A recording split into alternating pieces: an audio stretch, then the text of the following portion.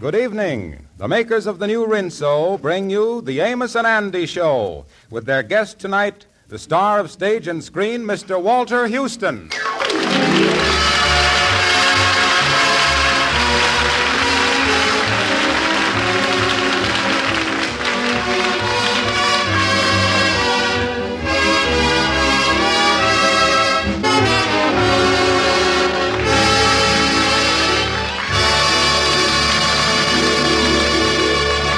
Well, trouble is nothing new to Amos and Andy or their friends. They're usually able to cope with almost anything that comes along.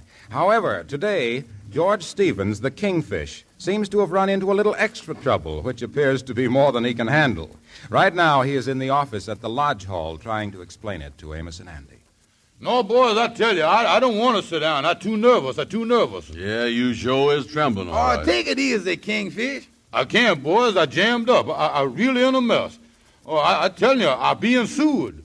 What is you being sued for? Yeah, and who is doing it? I'm being sued by a fellow by the name of Nifty Jackson, and for no reason at all. I was just exercising my rights as a citizen of the United States of America to use freedom of speech. Yeah, I call him a crook, a loafer, a swindler, and a bum, and the man is suing me. A crook, a loafer, a swindler, and a bum? Yeah, do the Constitution allow you to say that?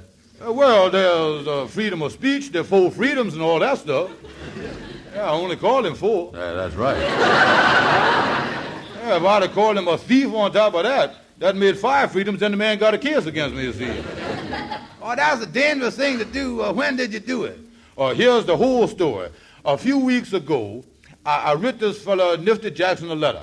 Now, in the letter, I called him those names. And now he's suing me for $1,000. He claimed I done smirched up his reputation. Oh, that Nifty Jackson didn't have $1,000 worth of reputation to smirch up. Yeah, well, that ain't what counts. Tell me, Kingfish, how is you going to handle the case? By getting a lawyer. Oh, I going to see the alley lawyer that hangs around back of the jail there. I going to see him. Well, wait a minute, here. He charges big money before he's going to give you any advice. Where are you going to get the dough to pay him? Brother Andy, I think I got a great idea for that. I is going home now and see the little woman.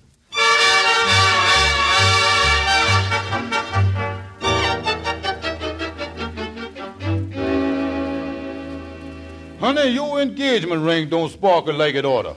Well, what's the matter with that ring? Oh, that diamond used to look like the 20th Century Limited coming in at night. Now look at it. Not a twinkle in the thing. That's a beautiful diamond, though, George. Yeah, but the thing needs cleaning. Let me look at that. Yeah, look at it. That thing needs... Give me that ring. I'll take it over to the jeweler, and I'll have him give that a good cleaning. I want my wife to sparkle like other women sparkle. There's nothing sloppier looking than dirty diamonds.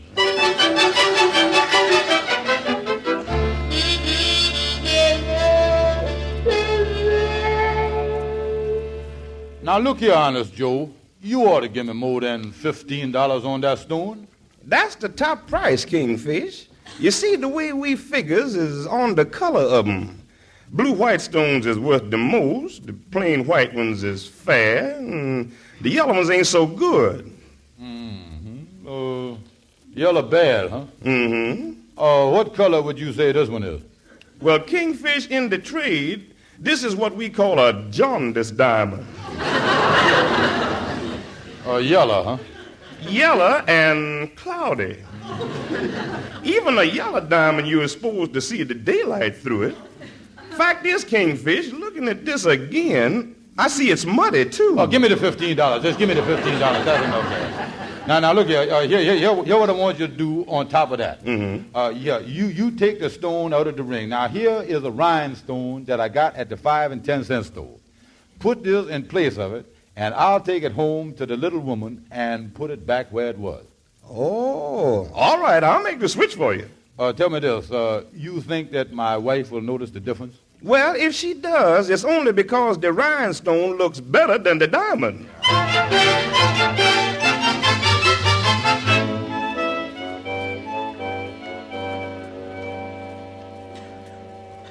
Well, Kingfish is your lawyer. There's 2 ways you can settle this case. What is it? Well, the first is to pay the man the $1,000. I like the second way better. Well, I ain't told you what the second way is yet. Yeah, well, whatever it is, I know I'm going to like it better. Well, the second way is the result of some pretty heavy studying. I skimmed over several similar cases, looked over the whole legal aspect of the case, and it is my personal opinion as an attorney that there is a way that can't fail. Now you talking. Now, what is that? Tell me that. Well, scare the pants off the other lawyer. Scare him so bad that he'll drop the suit against you. Put fear in him, F-E-E-R, fear. Well, now, I don't know about that. That's going to take a lot of thought and time. There's nothing else I could do, huh? Well, there is a third way. What's that? The third way ain't included in the $15. Oh, I see. The money that I have paid you only includes 2 ways. Yeah, it runs approximately $7.50 a way. You see, the reason the third way runs into extra money is cause it's all postgraduate stuff. Stuff I done learned after my diploma was framed and on the wall and everything. Yeah. Well, I just can't afford it, though. But, come to think of it, that second way ain't bad at all. Put fear in the other lawyer. Yeah, that's just what I'm going to do.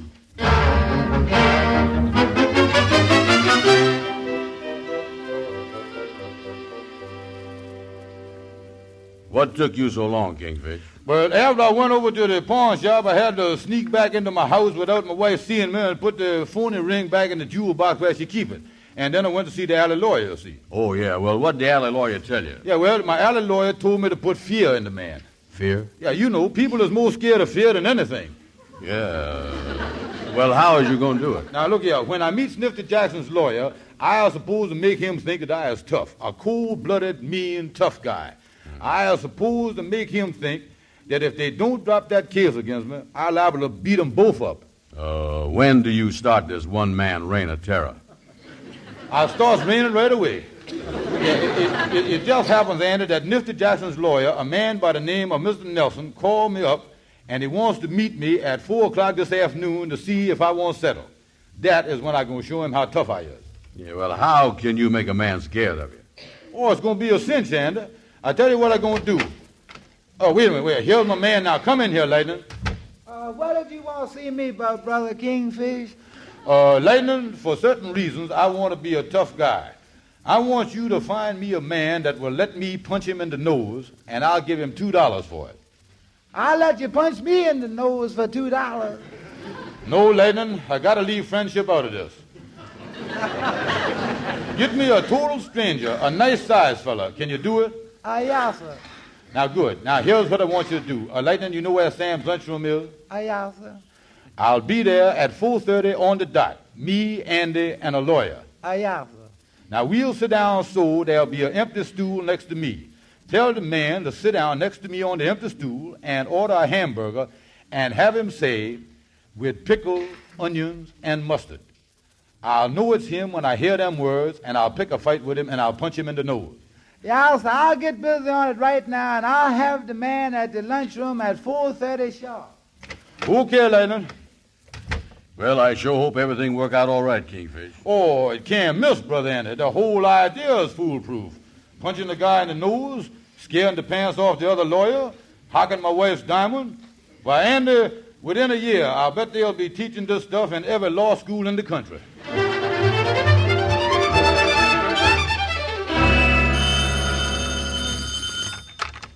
Hello, Sam's lunchroom. Is there a man sitting at the counter by the name of Kingfish Stevens? No, ain't nobody here now. All the stools are empty.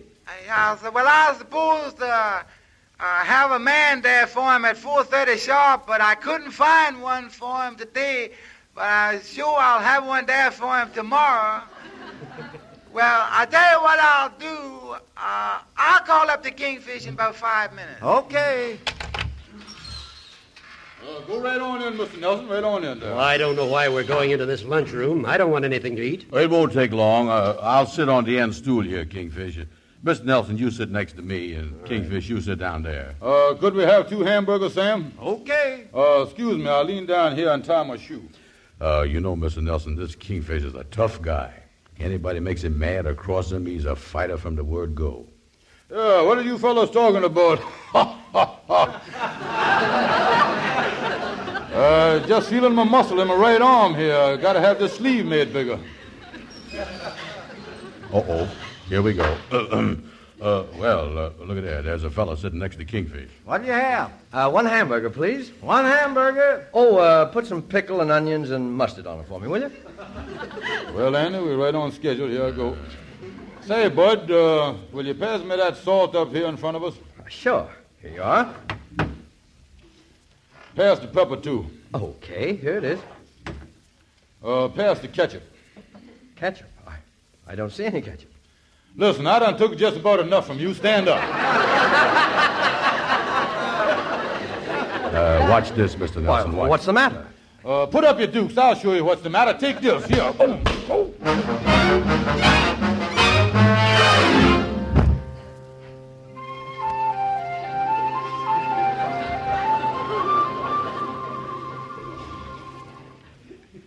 Look, Andy, the kingfish is opening his eyes now. Oh, me. Where is her? We brung you over here to your office, Kingfish. You was laying on the sofa. Oh, me. Every bone in my body aches. See if you can open that left eye of yours, Kingfish. Who was that fella that I got into fight with? Well, he seemed to be a pretty nice fellow. He even helped us pick you off the floor and carry you over here. Oh, what did you put on my nose, boys? We didn't put nothing on there. You mean that what I feels there is all nose? Every inch of it. Here, Kingfish, here's a piece of beefsteak I got you for your eye. Let's put it right on there now. That'll help take the swelling down. Oh, me. I still could have licked that fella if it'd been a fair fight. Well, what wasn't fair about it? He was a head shorter than you was. Yeah, well, that's where he had advantage of me. You see, I had my arm up guarding myself like this, and he was so short that he got under my guard, and before I could get him from under there, I was on the floor.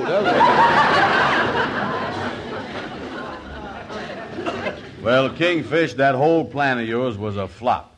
What is you going to do about the lawsuit now, Kingfish? Listen, boys, the alley lawyer has got a third way how that I can handle the whole thing with the judge, but he won't tell me unless I give him $5 extra in advance. Well, I just ain't got it, Kingfish. Yeah, and I is flat broke. I got to get $5 somewhere to find out how to handle this case. Listen, Amos, I tell you what you do. Go over to my wife. She's got some money that she's going to give the landlord today. Ask her to let me have $5 of that. All right, I'll go over there and see what I can do.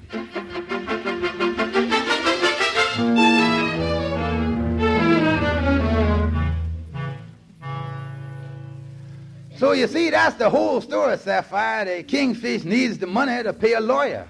Well, I ain't got it, Amos. I done already paid the landlord the rent this morning.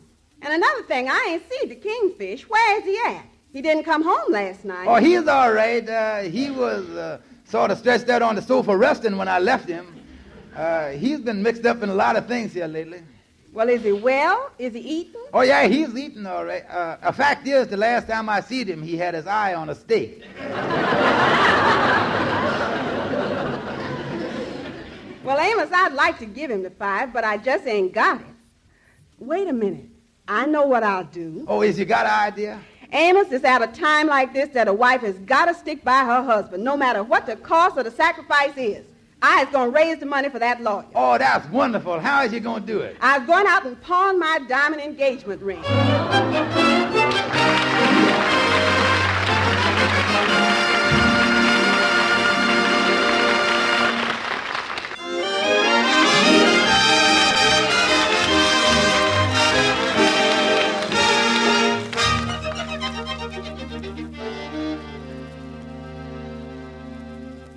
It's been a busy morning in Judge Houston's court, where the Kingfish will appear later in the afternoon.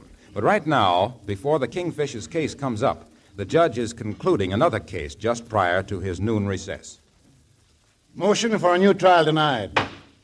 James Edward Farrington, you, as defendant in this case, are entitled to no sympathy from this court. The crime for which you were originally brought here is insignificant compared to your attempt to alter the opinion of a court of justice through bribery. The sentence just imposed upon you for attempted bribery is extremely severe. Let it stand as a lesson to those who are of the belief that judges and juries can be bought and sold like commodities in a public market. The judicial system of this country has built up a reputation for honesty and integrity over a period of many years.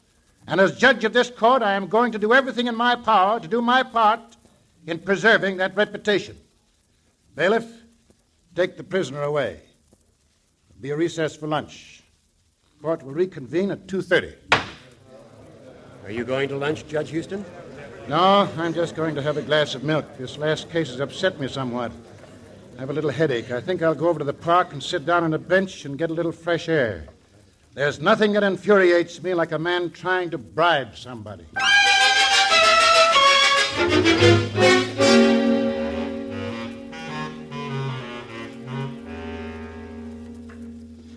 Well, let's sit down on this park bench here, Brother Andy. Yeah, you got about 45 minutes before you got to go to court. Yeah, I was all prepared, though. Like I told you, the alley lawyer told me all that stuff, how to handle Judge Houston. You know, he's the judge that's going to handle my case. Tell me this. How did you raise that $5 to pay the alley lawyer? Oh, one of the brothers at the lodge hall let me have it. Oh, I was all set to take care of this Judge Houston. I got the box of cigars under my arm, a couple of bucks in my pocket. Do one of you men have a match? Oh, yes, sir, yes, sir. I think I got one here. Thank you very much. There you go. Thank you. Mind if I sit down here? Oh, no, sir. Move over there, Andy. Yeah. Where are you boys from? We live up around 125th Street. Yes, sir. My friend here, the Kingfish, is waiting to go into court over there. Yeah, going over to Judge Houston's court. Oh, is that so? Ain't gonna take long, though, I guess. No, sir, it ain't going to take us long because I know exactly how to handle that judge. Oh, you do? No. Oh, well, how do you handle Judge Houston? Well, first of all, I got a box of cigars here. I'm going to slip him damn little bribery stuff, you know. That's what I'm going to do. And only 5-cent cigars, too. Plenty good enough for him. 5-cent cigars, huh? I suppose you saved the 10-cent ones for the Supreme Court cases, huh? Oh, sure, yeah. And another thing, if the cigars don't work, why, we got a few bucks in cash for the judge. You mean to say that a judge, let's say, for instance, this Judge Houston can be bought? Well, I wouldn't go so far as to say that he can be bought, but he certainly can be rented. I know that.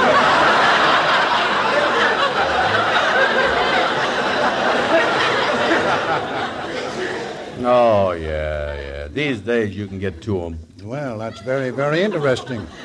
Tell me more. How would you reach Judge Houston?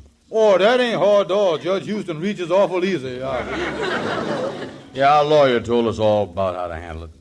Judge Houston ain't no more to us than nobody else is. He's just as crooked as the others, you know. Oh, this Judge Houston is a crooked judge, huh? Oh, yeah, sir. He stuffed his own ballot boxes. That's how Judge Houston got elected, yeah.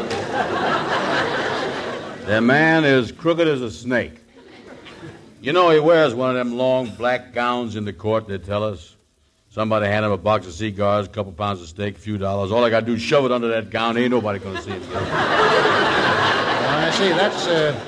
That's what those gowns are for. They sort of make things disappear. Ain't nothing to it when you get a judge like Houston, I tell you. Well, I still don't see how you expect to do something like that in a court. Oh, it's a cinch. The most important thing is, wait a minute, look, I'll show you just how we work it, just how we bribe the judge. Yes, I'm glad to know these things. Well, now let's suppose that this is the courtroom right here, and we'll use this bench we're sitting on here for the judge's bench. Andy, you can just stand here and kind of watch the thing. Now, you, mister, can you make believe you was Judge Houston? Well, that shouldn't be too hard. Okay, then. The trial is just starting. Well, now, wait a minute. You got to get on the stand, Kingfish. Yeah, all right, mister. You play like you Judge Houston. Now, you asked me to get on the stand. My name is George Kingfish Stevens. All right. Will the defendant, George Kingfish Stevens, please take the stand? Yeah, now, wait, don't take the thing too serious there.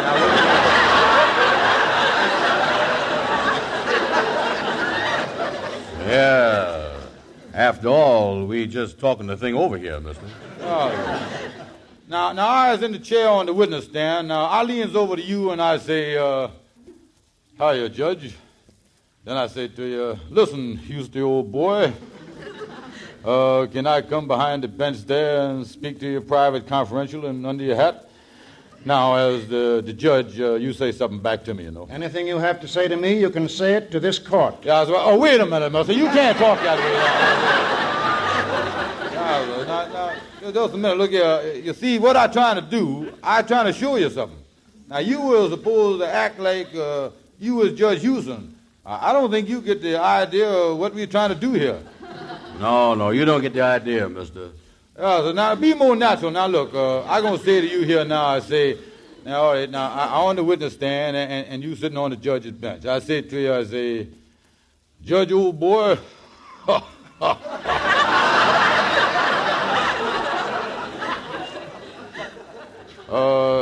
Judge, I got a little package here for you. Now, give me an answer to that, and I'll show you. Any package that you have that has any bearing on this case can be opened in front of the court. Yeah, well, you see, Judge... Oh, wait a minute, mister. Wait a minute. You can't... Mister, you can't talk that way. But there again, I feel that that's what a judge might say. You do, huh? Oh, I see someone coming for me. It looks like I might have to be running along. Yeah, see you again soon. Yes, we may meet again very soon. Excuse me a second. I hate to bother you, but there's a long-distance call, and the operator says it's person to person. For you, Judge Houston. All right, I'll take it. Goodbye, boys.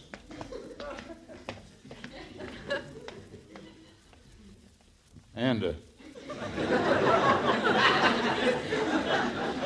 What? You remember the man that was sitting here on the bench with us? Yeah.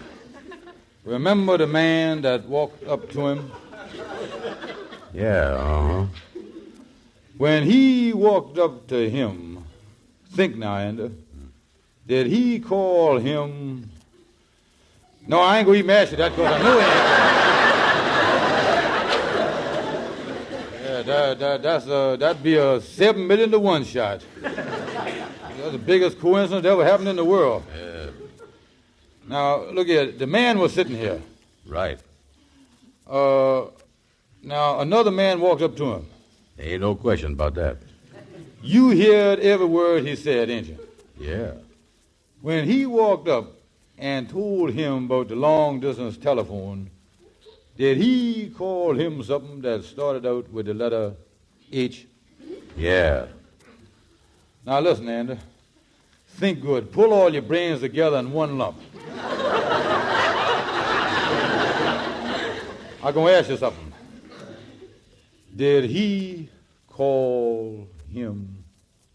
Uh-huh. Yeah.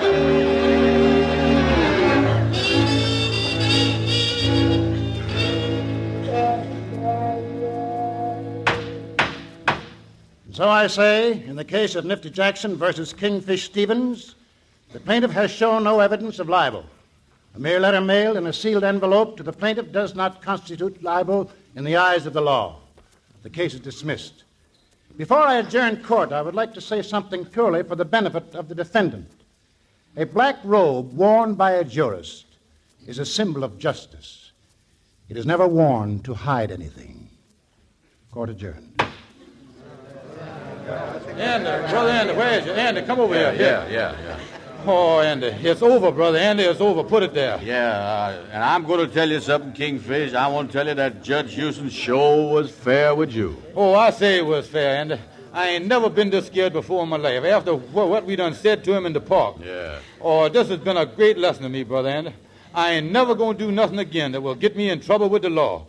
My skirts is clean, and boy, I'm going to keep them that way. Yeah, well, put it there. Put it there. Come on, let's get out of here. Yeah. Pardon me just a minute. Are you George Stevens, the Kingfish? Oh, yeah, so that's right. I George Stevens. What do you want to do, take my picture or something for the newspaper? No, I have a warrant here for your arrest. A lady is having you arrested for pawning the stone out of her diamond ring. Wait a minute. That ain't no lady. That's my wife.